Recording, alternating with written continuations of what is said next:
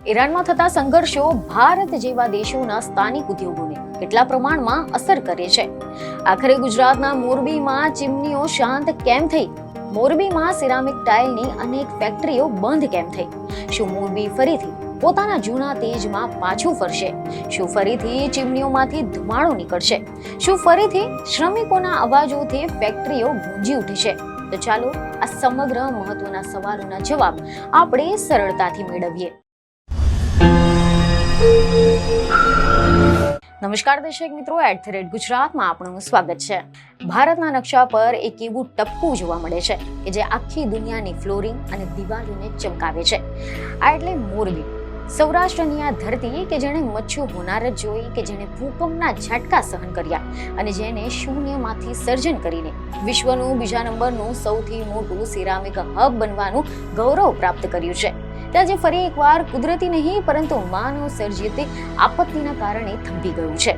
મોરબી એક એવું શહેર કે જે ક્યારેય ઊંઘતું ન હતું, જ્યાં રાત હોય કે દિવસ ધુમાડો, મશીનોની ગર્જનાઓનો અવાજ, ટ્રકોની અવરજવર જીવનનું પ્રતીક હતું, જ્યાં દરેક ગલીઓમાં ઉદ્યોગની સુગંધ હતી, કે જ્યાં હજારો શ્રમિકો, કામદારો પોતાના સપનાઓથી આકાર આપતા હતા, જ્યાં બનવાતી ચમકદાર ટાઇલ્સ માત્ર દિવાલોને જ નહીં પરંતુ લાખો પરિવારના જીવનને પણ ચમકાવતી હતી. સામાન્ય રીતે મોરબીના રસ્તાઓ પર 24 કલાક ટ્રકોની અવરજવર, ધૂળની ડમરીઓ અને કારખાનાની ચીમનીઓમાંથી નીકળતો ધુમાડો એ અહીંયાની પ્રગતિની નિશાની ગણાતી હતી.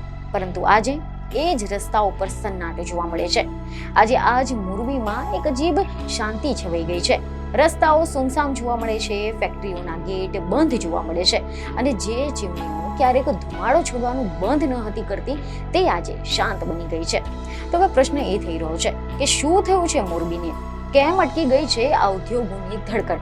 અને આનો જવાબ છે હજારો કિલોમીટર દૂર ચાલી રહેલા એક તણાવમાં.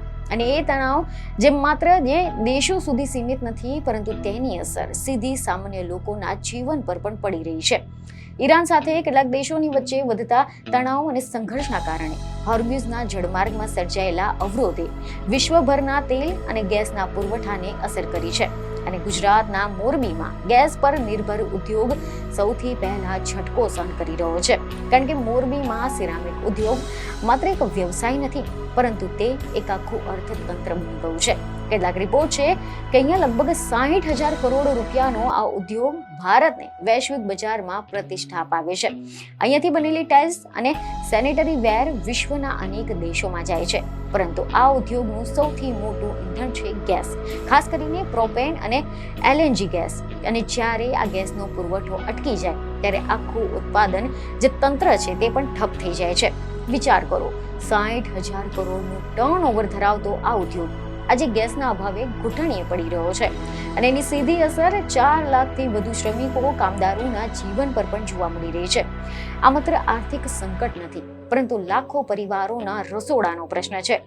મોરબીના પૂર્વ ભાગોમાં આવેલા ગુંટુ રોડ, હળવદ રોડ, જાંબુડિયો રોડ અને નેશનલ હાઈવે નંબર 27 પર જે કારખાનાઓ રાત દિવસ ધમધમી રહ્યા હતા, ત્યાં આજે મશીનોના અવાજના બદલે ભયંકર શાંતિ જોવા મળી રહી છે. રાજસ્થાન અને કચ્છથી આવતી માટી જ્યારે 1200 ડિગ્રી તાપમાને આ ભઠ્ઠીમાં તપે છે ત્યારે તેમાંથી ચમકતી ટાઇલ્સ બને છે. પરંતુ જ્યારે એ ભઠ્ઠીને ગરમ રાખનારો ગેસ જ નથી મળતો, ગેસ જ બંધ થઈ જાય છે, ત્યારે એ માટી માત્ર ધૂળ બનીને રહી જાય છે. આ યુદ્ધે સાબિત કરી દીધું છે કે વૈશ્વિક સ્તરે થતી ભૌગોલિક રાજનીતિની હલચલ કેવી રીતે ભારતના એક નાના શહેરના સામાન્ય શ્રમિકોના થાળીના રોટલાને પણ છીનવી શકે છે. મીડિયા અહેવાલ અનુસાર ઈરાન દ્વારા હોર્મ્યુઝની સામુદ્રી ધુનીમાં કરવામાં આવેલી નાકાબંધીએ પ્રોપેન અને લિક્વિફાઈડ નેચરલ ગેસ એટલે કે LNG ગેસના સપ્લાયને રોકી દીધો છે. અને આના કારણે કંડેલા બંદરે આવતા જહાજો અટકી પડ્યા છે. અને હવે એવા સમાચાર સામે આવી રહ્યા છે કે મોરબીની સિરામિક ફેક્ટરીઓ જે ગેસ પર નભે છે તે ગેસ મળતો નથી, ગેસ મળતો બંધ થઈ ગયો છે. તેના કારણે કેટલાક ફેક્ટરી માલિકો પાસે શટડાઉન સિવાય કોઈ વિકલ્પ જ બચ્યો નથી. આ અંગે કેટલાક ઉદ્યોગપતિઓ જણાવે છે કે 670 માંથી માત્ર હવે 60 ફેક્ટરીઓ ચાલુ છે. અને આ આંકડો આપણને ધ્રુજાવી દેનારો છે. લાખો શ્રમિકો કે જેઓ ઉત્તર પ્રદેશ, બિહાર અને મધ્યપ્રદેશથી અહીંયા રોજી રોટીની શોધમાં આવ્યા હતા, તેઓ આજે રેલવે સ્ટેશનો પર પોતાના વતન જવાની રાહ જોઈ રહ્યા છે. આજની પરિસ્થિતિમાં એવું થઈ ગયું છે કે ખાડી દેશોમાંથી આવતા જહાજો હોર્મુઝના જળમાર્ગમાંથી પસાર થવાથી અસમર્થ બન્યા છે. આના કારણે કંડલા બંદર સુધી ગેસ પહોંચી રહી નથી અને તેના સીધા પરિણામે મોરબીની ફેક્ટરીઓમાં ભઠ્ઠીઓ ઠંડી પડી રહી છે. એક ફેક્ટરી કે જે દરરોજ લાખો ચોરસ ફૂટ ટાઇલ્સો બનાવતી હતી તે આજે બંધ જોવા મળી રહી છે. કામ કરતા શ્રમિકો હવે નિષ્ક્રિય બેઠા છે અથવા તો પોતાના ગામ તરફ પાછા ફરી રહ્યા છે. કોઈ ખેતીમાં કામ શોધી રહ્યું છે તો કોઈ દૈનિક શ્રમિક દૈનિક મજૂરી તરફ વળી રહ્યો છે. આ માત્ર આર્થિક સમસ્યા નથી પરંતુ એક સામાજિક સંકટ પણ છે, કારણ કે લાખો લોકોનો રોજગાર આ ઉદ્યોગ પર આધારિત છે. કેટલાક અહેવાલો સામે આવી રહ્યા છે કે મોરબીના ઉદ્યોગકારો કહે છે કે આ પરિસ્થિતિ તેઓ માટે અણધારી હતી. ગેસનો સ્ટોક થોડા દિવસ માટે જ પૂરતો હતો અને જ્યારે સપ્લાય બંધ થઈ જાય ત્યારે તેમની ફેક્ટરીઓ બંધ કરવાની ફરજ પડી છે. ઘણા બધા શ્રમિકોને રજા પર મોકલવામાં આવ્યા છે, કેટલાકને મેન્ટેનન્સ કામ પર રાખવામાં આવ્યા છે, પરંતુ આ માત્ર તાત્કાલિક ઉપાય છે. જો આ પરિસ્થિતિ લાંબા સમય સુધી યથાવત રહેશે તો પછી આ ઉદ્યોગને ભારે નુકસાન જઈ શકે છે. આની સાથે સાથે શ્રમિકોના જીવન પર પણ આની ગંભીર અસર પડશે. મોરબીના લગભગ 4 લાખ લોકો સીધા આ ઉદ્યોગ કામની સાથે જોડાયેલા છે. પરોક્ષ રીતે પણ ઘણા લોકો તેનો ભાગ છે. ટ્રાન્સપોર્ટ, પેકેજિંગ, સપ્લાય ચેન આ બધું જ આ ઉદ્યોગની સાથે જોડાયેલો છે અને જ્યારે આ જ ફેક્ટરીઓ બંધ થાય ત્યારે આ સમગ્ર ચેન તૂટી જાય છે. એક ટ્રક ડ્રાઈવર જે રોજ માલ વહન કરતો હતો તે આજે બેરોજગાર જોવા મળી રહ્યો છે.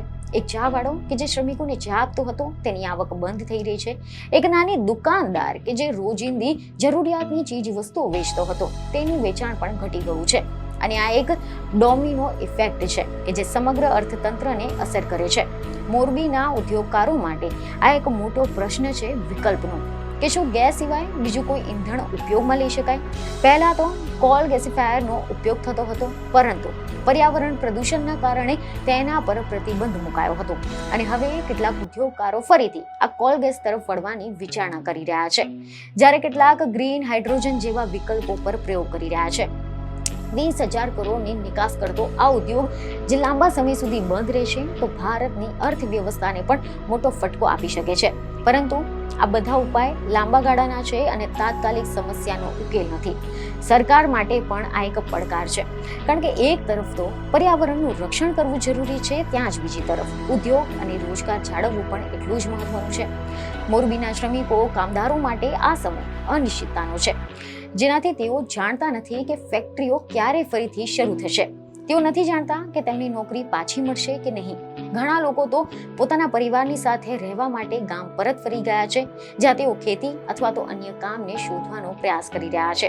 પરંતુ શહેરમાં મળતી આવક અને ગામમાં મળતી આવકની વચ્ચે મોટો તફાવત છે. આ પરિસ્થિતિ તેમના જીવન સ્તરને પણ અસર કરશે અને આ સમગ્ર ઘટના આપણને એક મહત્વપૂર્ણ પાઠ શીખવે છે કે વૈશ્વિક ઘટનાઓનો સ્થાનિક અર્થતંત્ર પર કેટલો ઊંડો પ્રભાવ પડી શકે છે. એક દેશનું યુદ્ધ બીજા દેશના શ્રમિકોના જીવનને કેવી રીતે અસર કરે છે. આની સાથે સાથે એ પણ દર્શાવે છે કે એક જ સ્ત્રોત પર વધુ નિર્ભરતા કેટલી જોખમી બની શકે છે.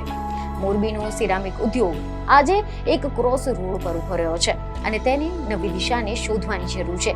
નવા ઈંધણના વિકલ્પો, નવી ટેકનોલોજી અને વધુ ટકાઉ મોડલ તરફ આગળ વધવું પડશે, નહીં તો પછી આવી પરિસ્થિતિ ફરીથી ઊભી થઈ શકે છે. અંતમાં પ્રશ્ન એ છે કે શું મોરબી હવે ફરીથી પોતાના જૂના તેજમાં પાછું ફરશે? શું ફરીથી શ્રમિકોના અવાજોથી ફેક્ટરીઓ ગુંજી ઉઠશે?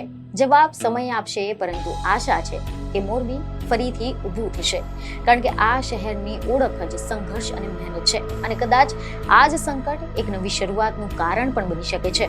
જો કે મોરબીના સિરામિક એસોસિએશન માટે પણ આ એક કપરી કસોટી છે. એક બાજુ ગેસના ભાવ વધી રહ્યા છે અને બીજી બાજુ સપ્લાય નથી મળી રહ્યો. આ સ્થિતિમાં ઉદ્યોગને જીવંત રાખવો એ કોઈ પડકારથી ઓછું નથી. જામનગર કે રાજકોટના જે યુવાનો અહીંયા ક્વોલિટી ઇન્સ્પેક્ટર તરીકે કામ કરતા હતા તેઓ પણ હવે પોતાના ગામડે પરત ફરી રહ્યા છે. આ દ્રશ્યો 2020ના લોકડાઉનની યાદ અપાવે છે, કારણ કે આમાં તફાવત ફક્ત એટલો છે ત્યારે દુશ્મન વાયરસ હતો, અત્યારે દુશ્મન સીમાઓ પર લડાતું યુદ્ધ છે અને મોરબીના દરેક ઘરની આર્થિક સ્થિતિ આ ઉદ્યોગ સાથે જોડાયેલી છે. જો ચીમનીઓમાંથી ધુમાડો નહીં નીકળે તો પછી કદાચ મોરબીના રસોડામાં ધુમાડો નીકળવો પણ મુશ્કેલ થઈ જશે. આશા છે કે આંતરરાષ્ટ્રીય સ્તરે શાંતિ સ્થપાય અને હોર્મ્યુઝની એ સામુદ્રધુની ફરીથી ખુલે કે જેથી ગુજરાતના કંડલા બંદર સુધી જહાજો પહોંચી શકે. ત્યાં સુધી મોરબીના લાખો શ્રમિકો અને ઉદ્યોગપતિઓએ માત્ર સંઘર્ષ અને ધીરજની કસોટીમાંથી પસાર થવાનું છે. આ ઘટના એ વાસ્તવિકતાનો અરીસો છે કે કેવી રીતે મોરબીની ચમક પાછળ આંતરરાષ્ટ્રીય ગેસના પાઇપલાઇનો અને સમુદ્રી જળમાર્ગોનું મહત્વ છે. મોરબી ફરીથી બેઠું થશે એવો વિશ્વાસ દરેક મોરબીવાસીઓની આંખોમાં છે. પરંતુ અત્યારે તો સમયની થપાટ સહન કરવાનો વારો આવ્યો છે. ગેસ વગરની ભટ્ટીઓ અને ઓર્ડર વગરના ગોડાઉનો મોરબીના ઇતિહાસમાં એક કાળું પ્રકરણ લખી રહ્યા છે, જેનો ઉકેલ માત્ર ને માત્ર શાંતિ અને વૈકલ્પિક ઉર્જાના સ્ત્રોતોમાં જ છુપાયેલો છે. તો આશા છે કે આ માહિતી તમને મહત્વની લાગી હશે, જેથી અમારા વિડીયોને લાઈક અને શેર જરૂરથી કરજો. આની સાથે જ તમને એક મહત્વની બાબત એ પણ જણાવી દઈએ કે અમારા દ્વારા આપવામાં આવેલી આ સમગ્ર માહિતી માત્ર ને માત્ર કેટલાક મીડિયાના અહેવાલો પર આધારિત છે, જે નિધિ લોકસત્તા કે લોકસત્તા જનસત્તા પુષ્ટિ કરતું નથી. બીજને ખબરો સાથે ફરી મળીશું. ધન્યવાદ.